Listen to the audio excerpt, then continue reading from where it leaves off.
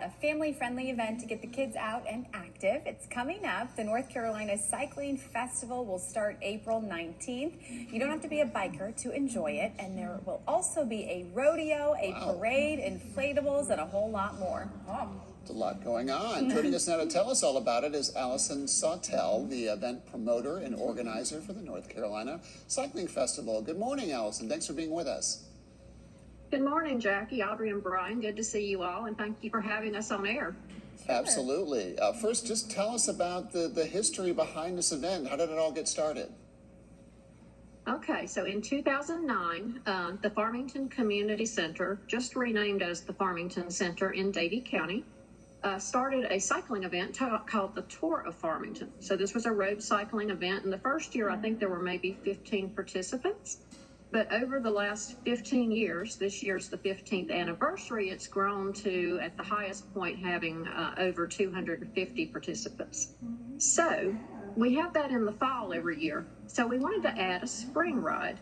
And starting in 2018, we planned it and we rolled one out and made it a whole weekend festival at the Farmington Center in 2019.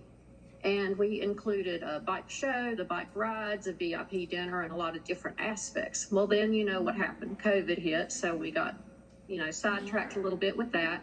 So this is the first year we're bringing the event back. We're moving it from Farmington to downtown Knoxville, and we're making it a whole weekend festival with all the festival things, food trucks, vendors, as you mentioned, a lot of children's activities, including a family bike parade, children's bike rodeo, and of course the rides that you would expect as part of a cycling event, with 4 grand fondos of different lengths and a new cycling adventure called VeloQuest, which is like a scavenger hunt meets extreme biking event.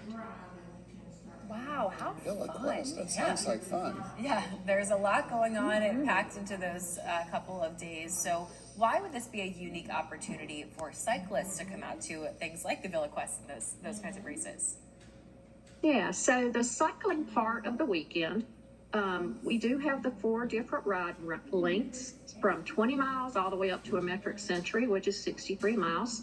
So you can choose your poison, if you will, and ride the length that you prefer. And we will provide SAG, which is support and gear. We'll have premium rest stops. We'll have ways to take care of you if you get in distress. And we will feed you a meal upon your return or before you leave if you prefer. All the rides leave at between 1 o'clock p.m. and 2 o'clock p.m. on Saturday, April 20th.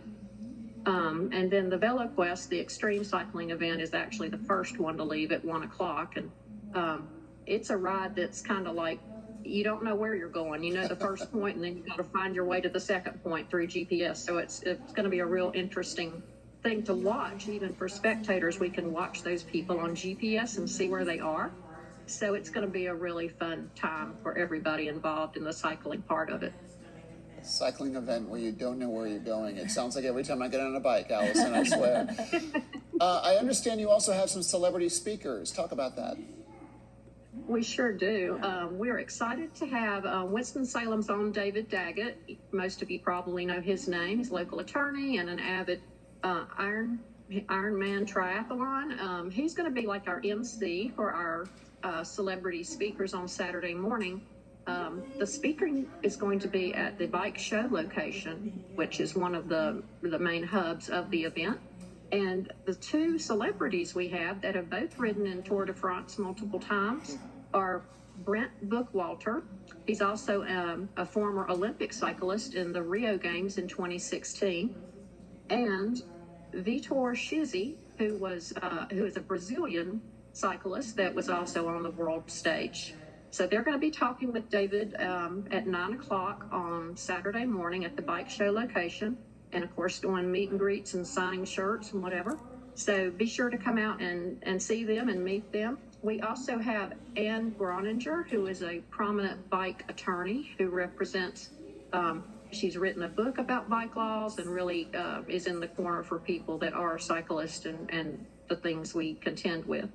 And then we have Walt Gannon, who actually got this promo spot for us. He is a local cycling collector. He collects antique bicycles from the 1800s through about the 1950s and refurbishes them.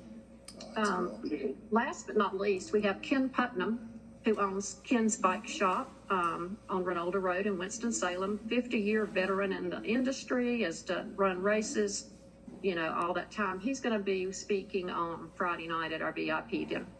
A jam-packed weekend. Allison, thank you so much for explaining all that and for joining us this morning. Again, folks at home, the festival runs April 19th to the 21st in downtown Knoxville. For on-site camping information, event scheduling, and registration, that's all found at nccyclingfestival.com.